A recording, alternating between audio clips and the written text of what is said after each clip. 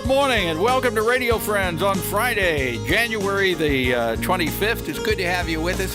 We have a wonderful doctor with us today, Anand Chockalingam. Good to have you here. Pleasure is as usual mine, Paul. Yes, MU Healthcare, and you're a cardiologist. We have talked many times about how to keep our ticker running in good health.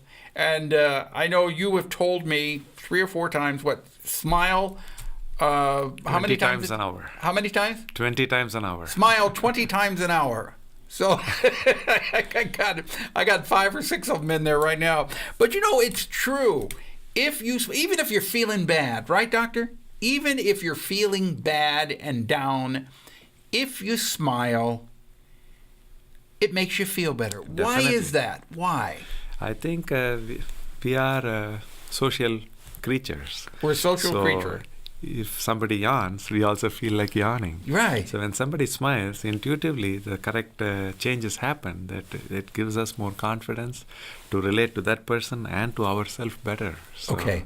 Now we're in a new year. This is January of 2019. What are some of the things that we should keep in mind to keep our heart healthy this Excellent. year? So every time I come here, I bring something new to the table. Yeah. So today I thought I'll bring a simple thing to think about. One of the best diets that will keep us healthy, feeling younger, more confident. Do you want to hear about it? Yes, I do.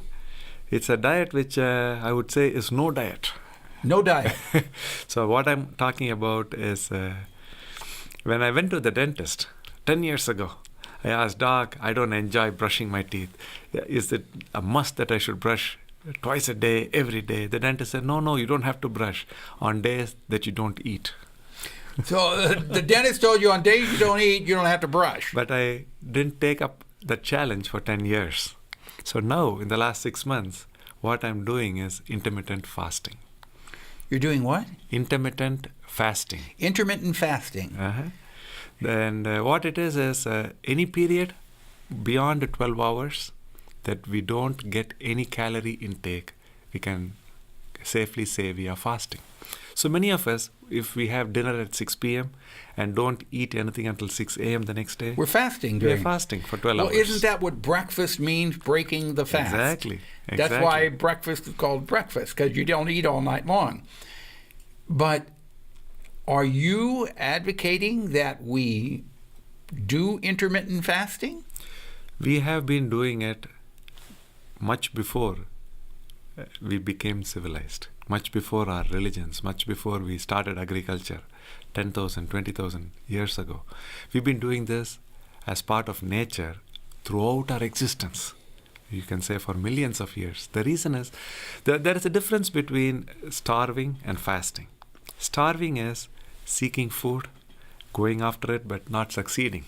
Right. So we are still anxious, waiting, hoping the next meal will come after the drought or after the famine or after the flooding or whatever challenges that our natural world threw at us throughout our history.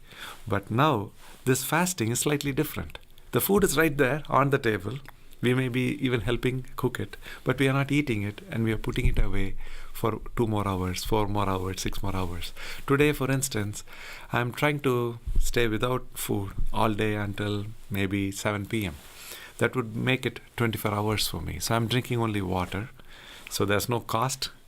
Actually, I'm saving a couple of hours of time that I would have spent in cooking or setting up the food and eating. So that time I can use towards my academic work or to chat with you today. Is that helpful, though? Is that healthy? All my life, I thought it was not even possible and it's unhealthy. We needed 3 meals a day. But now that I've started this 6 months ago, I can tell you it's not hurt my health in any way. But if somebody is thinking about fasting, should they not see their doctor first? Or Excellent question. See, many people think we need 3 meals a day at least.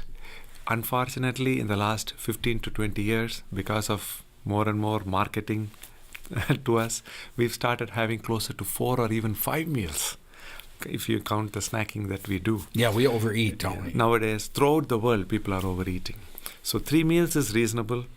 And in a week, if you can go for 24 hours without any food at all, that actually is more physiological and more in tune with how our body has been designed over millions of years. So you're saying that the body was designed, evolved into going once a week without food for a whole day? Yes, this once a week is a construct to help us in this modern day and age. But what I'm trying to say is our ancestors did not have the luxury of opening a refrigerator Right. and having 24/7 access to food. But if you fast for a day once a week, is it not throwing your body rhythm off? It is, and that is the idea. It is to throw it is the idea is to catch the body off balance, so that the body is not prepared to be without food, but we are forcing it to be for a whole day without food. So there are numerous health benefits to it. Like what? First, we improve the brain connections. Brain-derived neurotrophic factor, BDNF is a brain factor that increases, and it's like a growth hormone. Connects the brain cells much better. So over years, over decades, we'll have much lesser chance of neurodegenerative diseases like dementia. Then come to the heart. Chance of lowering blood pressure, cholesterol is so much better when we do intermittent fasting. Once a week, the effect lasts throughout the week. Same thing with the inflammation, arthritis, that goes down. If you look at If you fast one day a week. Yes, throughout the week the benefit will be there. Okay, now you're a heart specialist at MU Yes. Healthcare. Yes. But are you saying that anyone could do this, or should they check with their doctor? Yes, that question I haven't answered yet. There are a few of us who are insulin requiring diabetics. So when we are on insulin injections, then the sugar levels can drop significantly and be life-threatening. But that's a very small portion of us. Those of us who are diabetic should definitely check with our doctors. And if they are on insulin, you may have to cut the dose in half on days that you're fasting. But check with your doctor Yes, first. but most other oral pills, we can safely postpone them on days that we are fasting, even if you're diabetic. But those of us who are not diabetic, we can very safely, from the age of 18 onwards, throughout our lifetime, we can safely fast. It doesn't have to be 24 hours. Even 12 hours is good. 14 is better. 18 is excellent. Because beyond 14 hours, there is not enough glycogen stores in the liver, so we have to start burning fat. So it's the simplest way to take care of excess fat. So basically, I'm actually giving you an opportunity to feast, enjoy food by fasting. Thank you so much, Dr. Anand Chockalingam from MU Healthcare. It's always a pleasure to have you here. Please Thanks come so back much. again. Thank you. Look All forward right. to it. All right. Monday at Love Inc. We'll see you then. Bye-bye.